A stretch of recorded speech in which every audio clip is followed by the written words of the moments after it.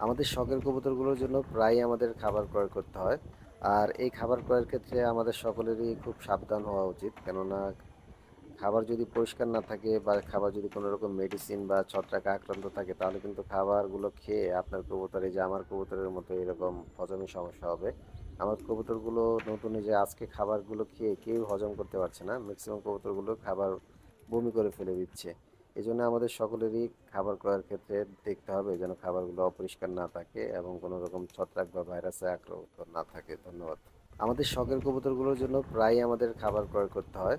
আর এই খাবার ক্রয়ের ক্ষেত্রে আমাদের সকলেরই খুব সাবধান হওয়া উচিত। কেননা খাবার যদি পরিষ্কার না থাকে বা খাবার যদি কোনো রকম মেডিসিন বা ছত্রাকে আক্রান্ত থাকে, তাহলে কিন্তু খাবারগুলো খেয়ে আপনার কবুতর, এই যে আমার কবুতরের মতো, এরকম হজমের সমস্যা হবে।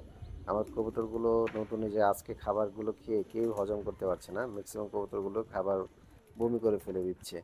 এই জন্য আমাদের সকলেরই খাবার ক্রয়ের ক্ষেত্রে দেখতে হবে যেন খাবারগুলো অপরিষ্কার না থাকে এবং কোনো রকম ছত্রাক বা ভাইরাসে আক্রান্ত না থাকে। ধন্যবাদ।